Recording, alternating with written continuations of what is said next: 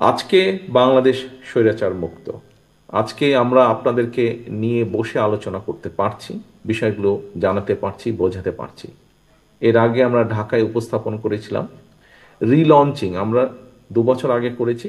তারপরে আবার 1 মাস আগে আমরা ঢাকায় রিলঞ্চিং করেছি আনুষ্ঠানিকভাবে। নেতৃবৃন্দ, এই যে 31 দফা, যেটি প্রথমে 27 দফা ছিল, পরে আমাদের সাথে যে সকল রাজনৈতিক দলগুলো, গণতান্ত্রিক দলগুলো স্বৈরাচার আন্দোলনের ভূমিকা রেখেছেন, সাথে ছিলেন, আমাদের মতন অত্যাচার নির্যাতন সহ্য করেছে তাদের নেতাকর্মীরা, তাদের সকলের মতামতের ভিত্তিতে 27 থেকে আমরা 31 করেছি, কিছু কিছু যোগ করেছি আমরা সেখানে দফা। এখন আমরা গত 2-3 মাসে দেখছি বিভিন্ন ব্যক্তি, সকলের প্রতি শ্রদ্ধা রেখেই বলছি, বিভিন্ন ব্যক্তি বর্গ বিভিন্ন সংস্কারের কথা বলছেন। এর মধ্যে যে সকল সংস্কারের কথা ব্যক্তিবর্গ যারা বলেছেন, বিভিন্ন সংগঠনের, সেটি রাজনৈতিক দল হতে পারে, ব্যক্তি পর্যায়ে হতে পারে, কোনো স্বনামধন্য বিখ্যাত ব্যক্তি হতে পারেন, বিভিন্ন জন বিভিন্ন তাদের অবস্থান থেকে বলেছেন। কিন্তু খেয়াল করে দেখবেন, তাদের যে সকল সংস্কারের প্রস্তাব এসেছে কম বেশি এখন পর্যন্ত আমরা মিডিয়ার মাধ্যমে যতটুকু দেখেছি, জেনেছি, আমাদের 31 দফার ভিতরে কিন্তু সবগুলোই আছে।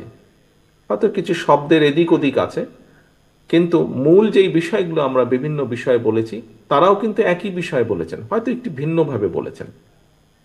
কেন এই কথাটি বললাম? এই কথাটি এই কারণেই বললাম, আমরা কিন্তু পরিবর্তিত পরিস্থিতির পর কোনো সংস্কারের কথা বলিনি। আমরা বলতে বাংলাদেশ জাতীয়তাবাদী দল বিএনপি এবং তার সাথে যারা আন্দোলনকারী গণতান্ত্রিক দলগুলো ছিলেন তারা, আমরা কিন্তু এমন একটা সময় এই 31 দফা উপস্থাপন করেছি যখন আমরা জানতাম স্বৈরাচারের পতন হবে। হয়তো সঠিক সময়টা আমরা জানতাম না, কিন্তু এই আত্মবিশ্বাস আমাদের মধ্যে ছিল যে স্বৈরাচারের পতন হতেই হবে একদিন। এরকম একটা পরিস্থিতিতেই আমরা দিয়েছিলাম। এবং এর থেকে একটা বিষয় প্রমাণিত হয় যে আমরা যে বলি আমরা দেশের জন্য, দেশের মানুষের জন্য চিন্তা করি এবং কাজ করতে চাই, বাংলাদেশ জাতীয়তাবাদী দল, এটি হচ্ছে তার সবচেয়ে বড় প্রমাণ। এখন প্রিয় সহকর্মীবৃন্দ, আমরা সারাদিনে কি অর্জন করলাম দেখুন।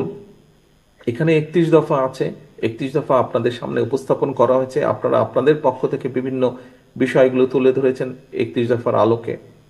31 দফায় আমরা একটি কথা বলেছি, লাস্টের পেজে আছে, ওখানে আমরা অ্যাড্রেস দিয়েছি, ইমেল অ্যাড্রেস দিয়েছি, যে এই 31 দফায় সব কিছু না। কোনো ব্যক্তি, কোনো সংগঠন যদি মনে করেন এখানে একটি নতুন কিছু অ্যাড করা প্রয়োজন, সংযোজন করা প্রয়োজন, আমরা বিবেচনা করে যদি দেখি যে সেটি ভালো একটি প্রস্তাবনা, অবশ্যই আমরা সেটি গ্রহণ করব, অবশ্যই আমরা সেটি গ্রহণ করব। তবে এই যে অর্জনটি, প্রিয় সহকর্মীবৃন্দ, এই অর্জনটি কিন্তু আজকে সারাদিনে আমরা করতে পারবো না। আগামীকালকেও যদি আমরা সারাদিন বসে তারপরে আমরা অর্জন করতে পারবো না, আগামী পরশুদিনও যদি তারপরে অর্জন করতে পারবো না। আমরা এই 31 দফাগুলো অর্জন কম বেশি তখনই করতে পারবো যখন জনগণের সমর্থন নিয়ে আপনারা সরকার গঠন বা দেশ পরিচালনার সুযোগ পাবেন, তখনই আমরা এটি করতে পারবো।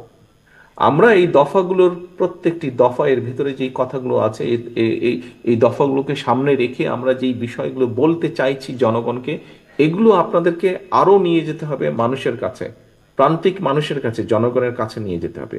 এখানে কৃষকের কথা আছে, এখানে শিক্ষকের কথা আছে, এখানে ছাত্রের কথা আছে, এখানে বিভিন্ন শ্রেণী পেশার শ্রমজীবী মানুষের কথা আছে। এই সকলের কাছে আপনাদেরকে এই বিষয়গুলো নিয়ে যেতে হবে, তুলে ধরতে হবে। আপনারা এখানে যারা আজকে উপস্থিত হয়েছেন, বিশেষ করে উপস্থিতি যারা আছেন, যারা কার্ড হিসাবে এখানে কার্ড গলায় দিয়ে যারা উপস্থিত হয়েছেন, আপনারা প্রত্যেকে কিন্তু বিএনপির একজন প্রতিনিধি, বিএনপির একজন অ্যাম্বাসেডর, বিএনপির একজন নেতা হিসেবেই আপনারা এখানে উপস্থিত আছেন। বছর শেষের খুশি নগদে হবে বেশি। নগদ পেমেন্টে নির্দিষ্ট ক্যাটাগরির কেনাকাটায় 300 টাকা পর্যন্ত ক্যাশব্যাক।